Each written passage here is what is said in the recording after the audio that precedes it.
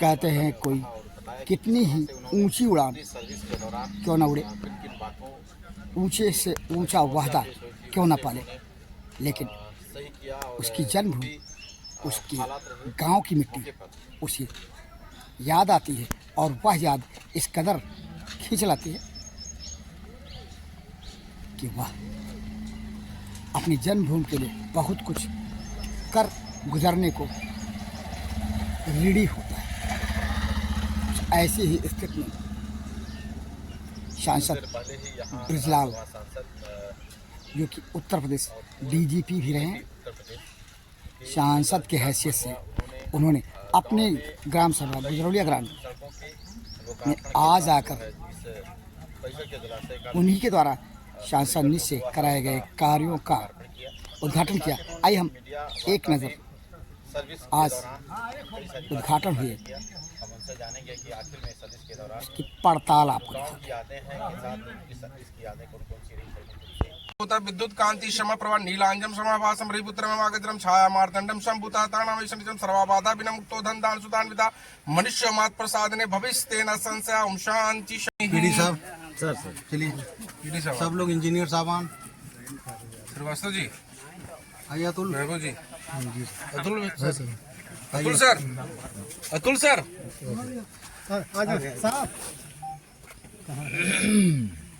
सास इस गुजरौलिया गांव की पावन माटी पर अब ये आज जीर्णोद्धार हुआ इस पोखरे का। जब मैं स्वरतगढ़ पढ़ने जाता था और जुलाई में जब धान की रोपनी होती थी तो आता था, बस्ता रखता था और माता पिताजी के साथ खेत में चला जाता था। रात में बिया उखाड़ता था और रोपाई के लिए, जैसे रात में बिया उखाड़ दें, मुठिया बन जाए तो अम्मा मेरी भाभी उसकी रोपाई कर लें। तो जब वहाँ कीचड़ से मैं सन जाता था तो उधर से आता था, मैं इस तालाब में कूदता था, लबालब पानी में भरा, जिसे बड़की पोखरा के नाम से, बड़के पोखरा, और इसमें मैं तैरता हुआ निकल आता था। तो मेरी यादें, मैंने इसी में तैरना सीखा है। और उसमें एक बड़ी भ्रांति थी, अब आप लोग मत करिएगा, भंवरे घूमते थे काले काले, तो कहा जाता है इसको जिंदा इसे पी लो तो तैरना सीख जाओगे। तो वो मैंने भी किया है। तो मेरी बड़ी यादें जुड़ी हैं। मैं 12वीं तक पढ़ाई के जब इलाहाबाद यूनिवर्सिटी गया, उसके पहले इसी गांव में था। और आज बड़का पोखरा और छोटका पोखरा की बात आपने किया, उसका पानी बड़ा निर्मल और बड़ा ही ठंडा होता था। नीचे आंकड़ा था, कंकड़ था, तो इसलिए वो पानी कभी सूखता नहीं था। उसका भी प्रोजेक्ट बन गया है, अभी जल्दी वो होगा, टेंडर होगा। और उसको इस सड़क जो हमारे गांव में अंदर आई है, उससे मैंने वहां तक जोड़ दिया है। उस पोखरे के भी चारों तरफ मैंने ये बनाई है, सड़क बनाई है, टाइल्स की सड़क। पश्चिम तरफ से मैंने बनाया है रैंप, सीढ़ियाँ आने के लिए, और चारों तरफ से वृक्षारोपण होगा। वहीं डिहार बाबा का स्थान है। तो ये जो है उसका जो अभी कुछ ज़मीन दबी हुई थी उसको लिया गया है। तो पूरा एक रमणी के 2 तालाब हमारे गांव की जो रहे, बड़का पोखरा, छोटका पोखरा, जिसको कालांतर में छोटका पोखरा को तो कूड़ा घर बना दिया गया था। और उम्मीद करता हूं, इसको मैं समर्पित कर रहा हूं, तो हमारे गांव के सभी लोग इसकी सफाई इसकी सुनिश्चित करेंगे। प्रधान हमारे हैं और मुझे उम्मीद है कि ये धरोहर जो है, ये आने वाली जनरेशन जो सैकड़ों वर्ष चलेगा, इसको संभाल कर रखेगी। बुलाएंगे हो? हाँ, थोड़ा सा तो जो रेडी रहेगा सर पूरा गाँव। ये हमारे पीडी साहब हैं, जिनसे अक्सर मैं बात करता रहता हूँ। अतुल हैं, यहाँ के जो इंजीनियर हैं। यहाँ के हमारे गांव के बुजुर्ग जगदीश बाबू, जो हमसे बड़े हैं, नंदलाल पूर्व प्रधान, और यहाँ मदराना के प्रधान, यहाँ के हमारे ग्राम प्रधान रिंकू सिंह, और यहाँ पर उपस्थित हमारे बुजुर्ग नैन बाबू, हमारी भौजी, और यहाँ सब लोग जो बैठे हैं गांव के लोग। सबसे पहले मैं आप सभी लोगों को हमारा गांव बड़ा पिछड़ा हुआ गांव था। जब हम पढ़ने जाते थे तो जो सड़क है गांव में गई है, तो वहाँ छावनी भर कनाई रहता था, उसे में कीचड़ में करके जाते थे पढ़ने। और ये नाला जब बहने लगता था बरसात में, तो उसमें तैरना पड़ता था। प्लास्टिक में कपड़ा रखे और कूद गए, उस तरफ गए तो पढ़ने लगे। मैं जब IPS ऑफिसर हुआ तभी से मेरी इच्छा हुई कि अपने गांव को मैं विकसित करूं। गांव को विकसित करने के प्रयास में रहा। पानी की टंकी लाया मैं। मुझे याद है मैं दिल्ली गया और मैं बैठा था, एक अधिकारी जो यहाँ DM रहे, मैंने कहा क्या काम देख रहे हैं? बोले ज्वाइंट सेक्रेटरी बॉर्डर डेवलपमेंट। तो मैंने कहा मेरे गांव को पानी टंकी चाहिए। दूसरा, अब ये गांव बॉर्डर में नहीं था, ये नौगढ़ तहसील ब्लॉक में आता था।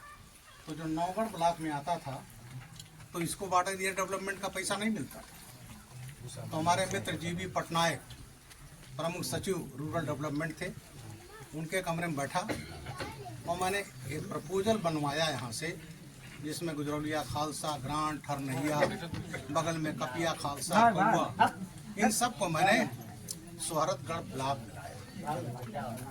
और मुझे आज ये कहने में कोई हिचक नहीं है कि कुछ लोग हाई कोर्ट में गए कि साहब DG साहब ने अपने प्रभाव से इसको दूसरे ब्लॉक में डलवा दिया।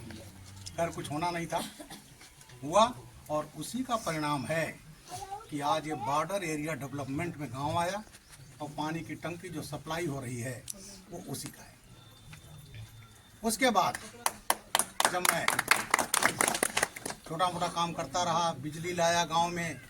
जब यहाँ बम्बई लोग बात करने में दिक्कत होती थी तो मेरे घर के पास टावर लगा है, टेलीफोन आया, वायरलेस टेलीफोन। इसको मैंने अभी यहाँ पर वोडाफोन का टावर लगवाया। और फिर मुझे जब सांसद होने का मौका मिला, जिसके मैंने कभी कल्पना नहीं की थी, ये ईश्वर की देन है। मैं तो एक पुलिस अधिकारी रहा जिसने पौने 38 बरस सेवा किया। और ये भी बड़ी आज गांव के लिए, सबके लिए बड़ी गौरव की बात है कि यूपी का DGP होना, जिसके अंडर में 3 लाख से अधिक की पुलिस फोर्स हो, जिसके नीचे 500 IPS, उसका मुझे DGP कमांडर इन चीफ बनने का मौका मिला। रिटायर हुआ, उसके बाद कुछ लोग आए, मुझे राजनीति से कोई मतलब नहीं था। मुझे 5 लाख रुपए की नौकरी मिली मेरठ में, वाइस चांसलर। लोगों ने कहा जाओगे? मैंने कहा नहीं जाऊंगा। मैंने कहा अब लखनऊ आ गया हूँ, अपने घर बन रहा है, इसमें रहेंगे, अब मुझे 5 लाख रुपया सरकार पेंशन बोर्ड देती है। मैंने नौकरी वो छोड़ दी। मैंने कहा नहीं करूँगा, उतना तो मुझे तनख्वाह नहीं मिलता था, 5 लाख रुपया महीना।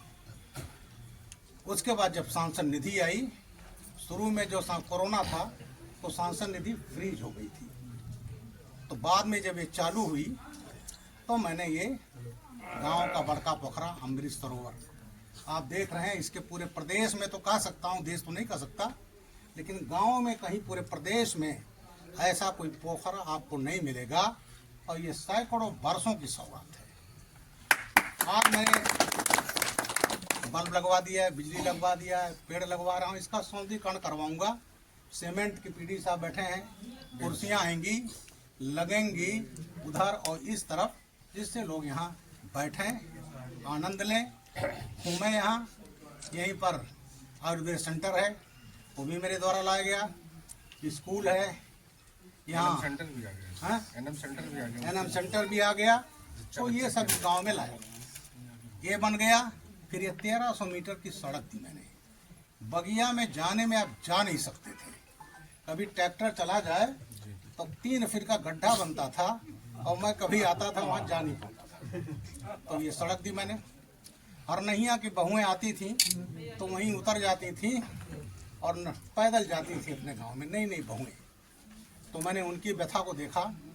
तो करीब 2 किलोमीटर 1800 मीटर है, वो मैंने सड़क दिया, जिसका मैंने उद्घाटन किया। अभी मैंने छोटका पोखरा दिया है। छोटका पोखरा का पैमाइश हुई है, वो दबी हुई जमीन थी, वो भी निकाली गई है। और उसको भी मैं इसी तरह से सौंदर्य रूप से उसका भी विकास करूंगा।